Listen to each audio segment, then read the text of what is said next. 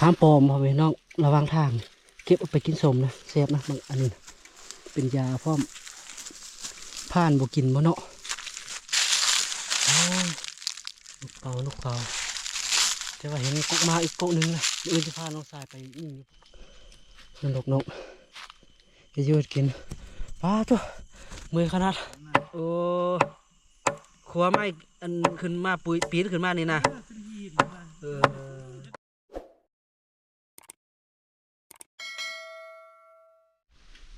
กับทักทายสวัสดีพ่อแม่พี่น้องFCทุกท่านเข้ามาตามรับชม2 คนใหม่มานี่ก็ขึ้นฮัดยงเย็นคือเก่าพิเศษแน่มื้อนี้มา2 คนกับน้องสายนะคือห้วยยางรถอันเขาจะขึ้นก้อนน่ะยางรถน้ำยางน้ำคืออันรถพันใหม่นะขึ้นไปประมาณ2 คันหรือ3 คันเขาขึ้นไปก่อนคันอยู่จุดเฮาอยู่เฮาก็ไปอยู่โกนน้ำเนาะน้องเนาะน้องสายลานะ สบายดี น้องสายลา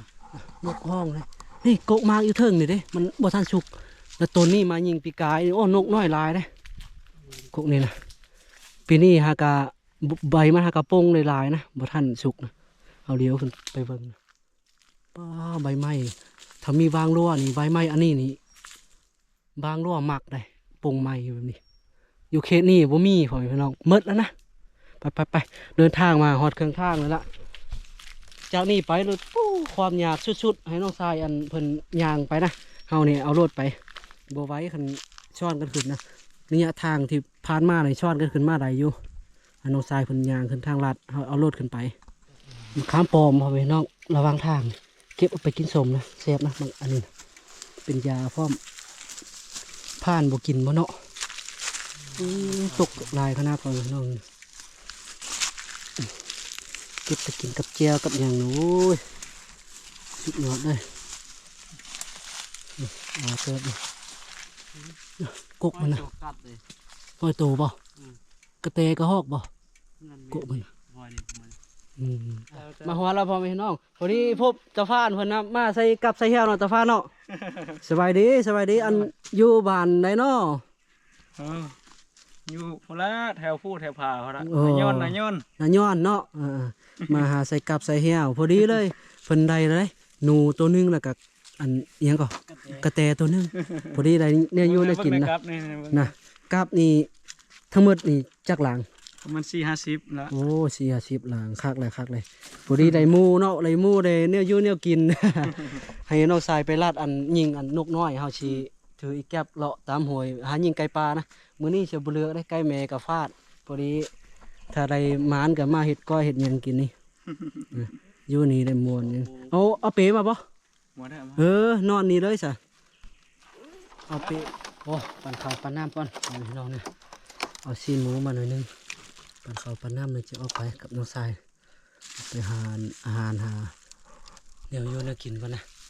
มีแล้วเนี่ยโยนกินตะพานเพิ่นมาใส่กับใส่เหี้ยวถ้าเฮาบ่ได้ยังก็จะอาศัยเพิ่นนี่แล้ว กินน้ำเพิ่นนี่เลยจะกินนี่ก่อนนะสั่นไปหาซะปลาพันเอาปลากระลายเลยปลาอยู่พี่นะเพิ่นบ่เอาก่อนนะลายอะไรอยู่เทิงกับอยู่ดุมนะเอาต้องไปเบิ่งก่อนตอนนี้ไปเบิ่งก็เพิ่นบ่เอาละมื้อแรกนึงมื้ออื่นจึงเอานะปลาซะเอานะกินข้าวกันเด้อมันข้าวปลาน้ำจะออกไปแม่นี่คือลายเลยยำฮ้อนนี่ตอมตาดิตอมหัวตอมตากินข้าวอ่ะ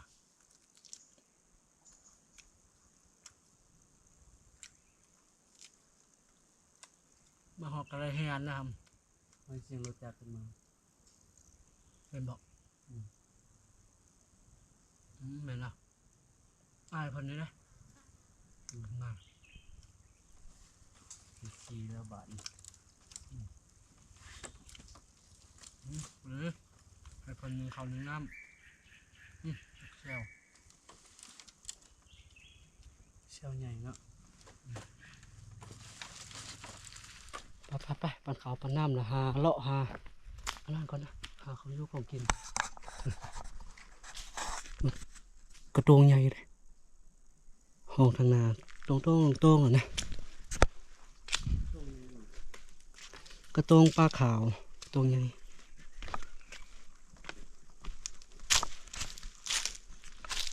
มีคนมาเอาแล้ววะพ่อแม่น้อง ป่าอยู่วังนี่เลยลายอะไรแต่เก่านะบังป่านะเห็นบอกน้ำจนขุ่นเลยแต่ยามนี้นะมันอยู่กระเทิบหินอยู่ในถ้ำในอันหูเห็นบอกบังป่าล้วนๆนั่นบ่แม่นเพิ่นมาเอาเราไปจังยังเนาะ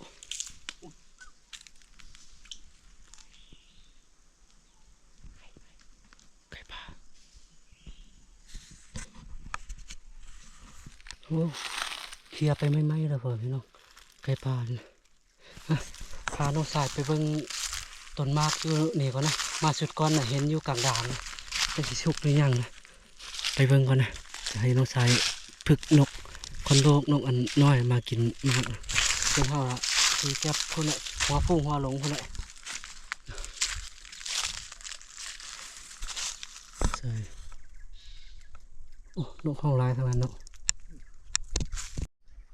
มาเลี่ยมอยู่หำจะมืดแล้วนะจะมืดแล้วมาให้อยู่กลางด่านลองอยู่นี่เลยมาอยู่ทางนี้อยู่ทางนี้มันจะบ่ฮ้อนมีแสงแดดนะที่ตึกอันนี้ทิศเดียวมืดมาให้หินนะแต่ว่ามันอึดแนวอยู่ได้กินนะแถวนี้นะ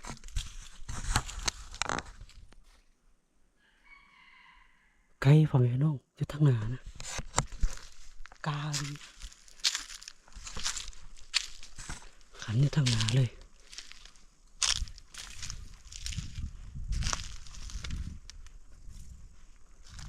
ไปจอบยิงก่อนนะ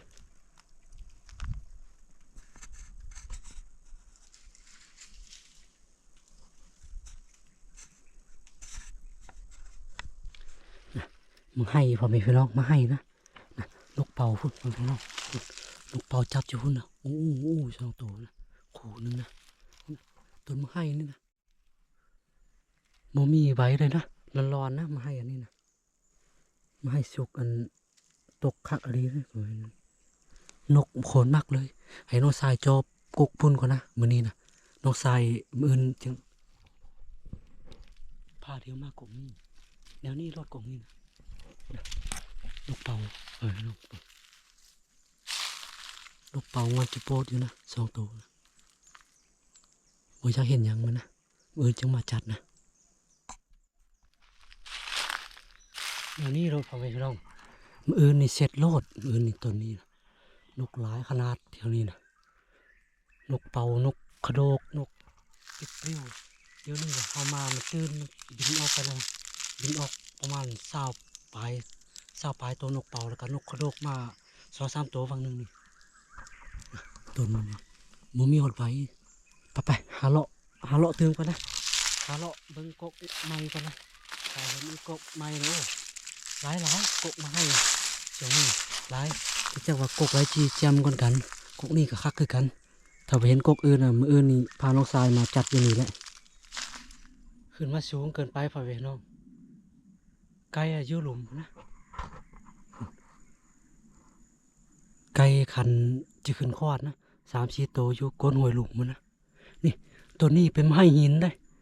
นำมานกเป่าจับอยู่ซื่อๆนะมันบริกินมันนึงจับอยู่ตัวนั้น3-4 ตัวห้องอู้อยู่นะคิดว่ามันให้อยู่พี่นะคิดจะเป็นมันให้อันเถื่อมันหมักมันยังอะไรมันกินมันมาส้นสิไปจอบไก่คือเก่านะอยู่โกนหัวอยู่หลุมปะนะ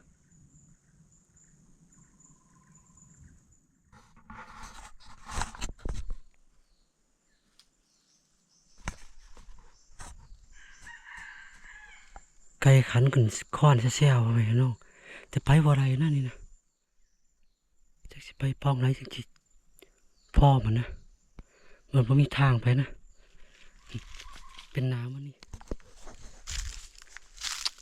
หลายไกลนะหลายอยู่ไปลงไปพุ่นทางนั้นกับขันเลยขาหกโตพอเลยน้องไกลขันเป็นค้อนขันจะเสียวนะมาหอดน้องทรายละมาหอดบนน้องทรายอยู่ละนกตกใส่เพิ่นว่าปืนมีปัญหานะกับเอาอันกระเจหันเพิ่นว่ายิงนกเป่ามา กลับไปแคมป์พื้นแล้วก็เอากระเจมาหั่นเดี๋ยวเวลานี่นกเป่าตัวนึงโอ้นกเป่าเหินนะนี่มันโอ้ยนกเป่าแต่ว่าเห็นกุกมาอีกกุกนึงนะอื่นจะพาน้องสายไปยิ่งอยู่พุ่นนะนี่ไปหากินข้าวกินน้ำก่อนเมื่อยไปละหากินข้าวกินน้ำไปจังบากันไหมนะน้องสายจะมาเลยเห็นอยู่นี่นกเป่าตัวเดียวด้วยวะมาหอดที่พักที่เช้าอ่ะได้นก3 ตัวเอาไงเนาะนกน้อย2นกเป่า1นะนี่นะนกสาย1ตัวเราจะช่วยกินนะถ้าอันในผ่านเพิ่นไปใส่แกร็บมากันนะมึงว่าได้บ่หมานบ่นะมาติดไผ่ถาติดไผ่จะหน่อยจะไปหาตักน้ำมาใส่มาให้ยวดกิน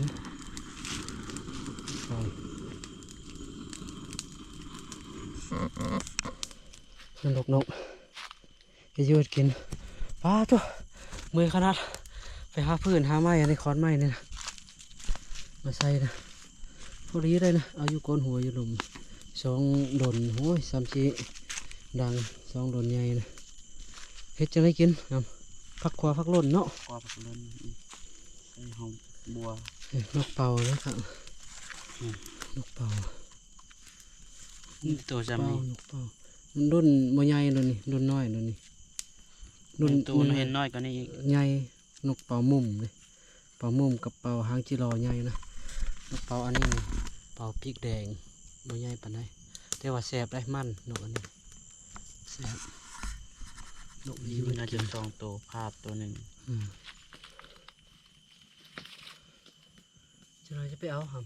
ร่างกระต้นหน่อยนึงเอาน้ำเอามีดเท่าไรตุกเอาไปตักเอาเบิดได้มาไว้ใส่ไว้อันกินพร้อมต้มกินเนาะ ต้นแซ่นะ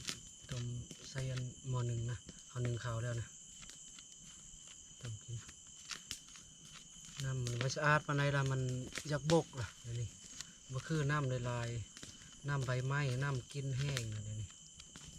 มันขนาดทำนกเป่านี่นะ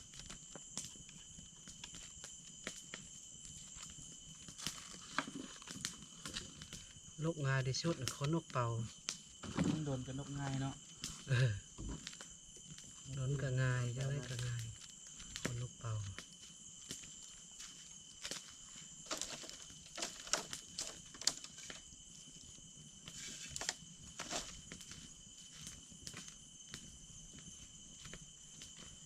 มีจอกพร้อม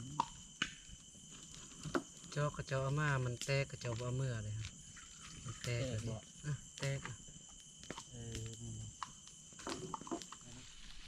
ข้าวหนึ่งน้ำก่อนนะครับเนาะแล้วจึงเฮ็ดอยู่เฮ็ดกินมีอย่างอันเข้าไปในข้าวนี่ คนบอกว่า นี่โอ้อันนั้นบ่โอ้อันกลนมันฮะ มะขามกวนนี่อย่างไรที่ได้ โอ้มะขามกวนตะพานมันมีขามกวน ก็ พอ มีได้ตัวนั้นนะ ถ้าคิด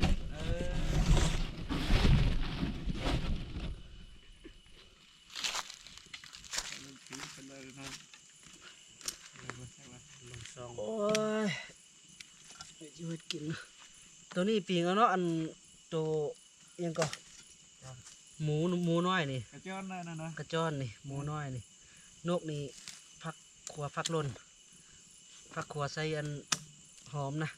มาทำอิฐในหอมยังเอามาครบเลยนะนกเป้า1 ตัวแล้วก็นกน้อย2 ตัวนะอื่นจังไปเอานกนะเห็นนะกงมากนะแต่ว่าจักจีเข้าร้ายหน่อยนะกันยังบ่จัก ไก่บ่ กับบ่ไกลแห้งมันได้ประมาณ2 กิโลนี่แหละจะมีไกล เอาก็นั่งพกกกมาอยู่ปืนครับนอดมันหลุดลงโอ้ยแลนลงมาเอาวัน ประมาณ2 กิโล เจหันท่านก็ได้หลายเติมขึ้นไปนกเป้ากันเข้าแล้วยิงในตัวเดียวไม่ขึ้นทึ่งอยู่บ่ บ่ไปตามด่านนี่นะเขาไปในป่าหน่อยเดียวนึงนะ บ่เวลาหายิงนะ บ่ได้คืนอยู่ขี้ดิน หา50 เมตรนี่บ่อยู่แล้วนะ 50 เมตรบ่อยู่แล้ว เฮาตอนนั้นก็ระดับ4-50เรียบร้อยอยู่นะมามันได้40เนาะ เป็นน้ำกล้องมันจะหันออกหันใส่แล้วปรับกล้องก่อนบุเป็นเฮ็ดนะ มันมีตัวปรับขึ้นปรับลงซ้ายขวาเด้ ผู้มากอะบ่เป็นเนาะผู้มานำ โอ้แล้วนะ แห้งแล้ว ได้ ท่านคอยอยู่ท่านก็เป็นอยู่หรอกพ่อใดหน่อยนึง มารอบต่อไปก็ อืม คือคิดมาสโตมันก็มักเยอะไฟนี่เป็นก็เจอห้ามันปรับตัวนี้ตัวปิด อืมคืออันหน่อยนึงเราอยากไปเลยได้กอง แม่นมาก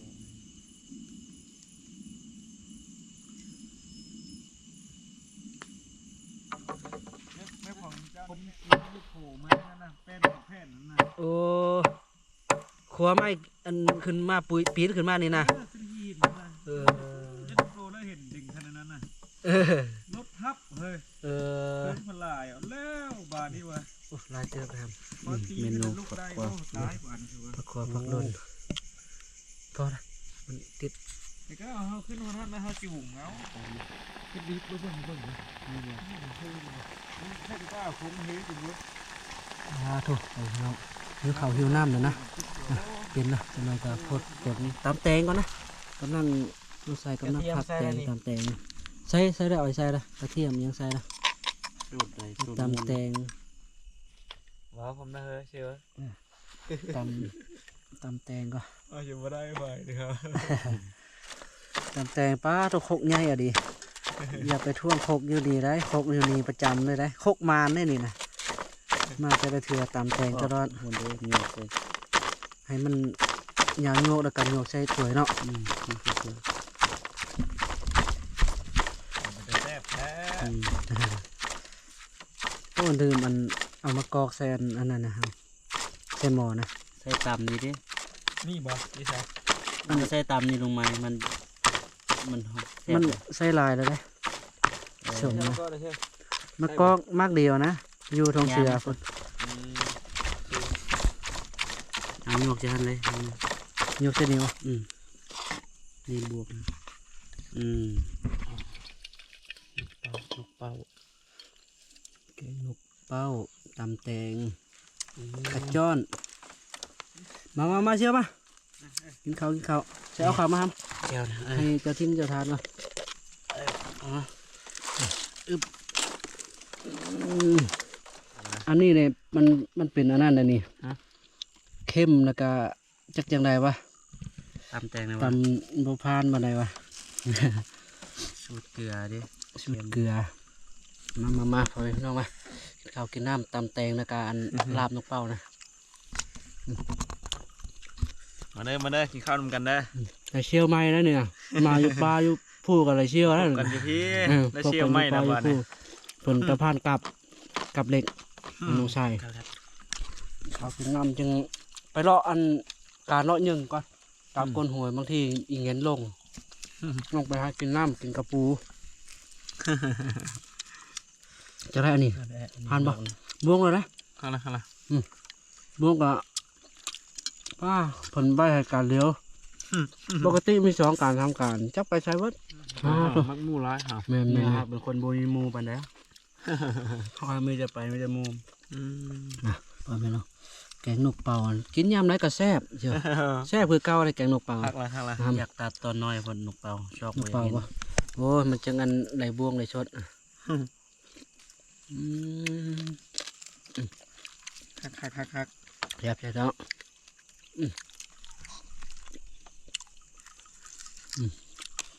เข้า ไอ้ ได้ ไอ้แบบอันมานก็ห้องมันก็ ข้างละตัวนั้นเชียว เพลาบมันนั่นลาบนี่จะลงลาบ ลาบเหนียวบ่ ขึ้นมาชื่นได้2ตัว บ่เคยกินจากเดียว ก่ ลา อบ น เห ท่าน นี ก็ ยว ได้2 ลาบเหนียวเฮ็ดบ่เป็นนี่บ่ปานใดนะเฮ็ดเป็นบ่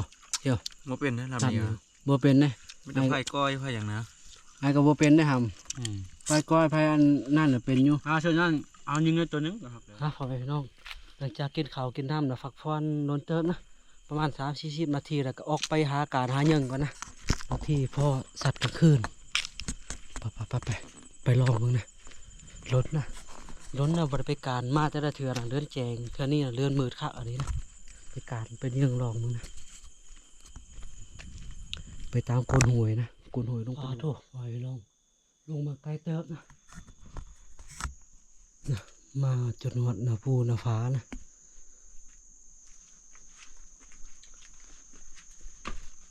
ขึ้นบ่ไรเลยเสียวทีพี่ลึกอยู่ดีนะหัวสัตว์มากินน้ำมีแต่บุกเดียวนี่โอ้มีปลาด้วยพ่อแม่น้องมีปลาพร้อมนะน้ำหัวสัตว์ลงมากินนี่นะเป็นไก่ปลาเป็นนกเป็นอย่างโอ้ยป้าเสียดายเงินแพงมัน คือบ่ยิงนะ บ่ได้ยิง โอ้ เกือบได้ยิงเสียดายเลยมานบ่ มาถือเหี้ย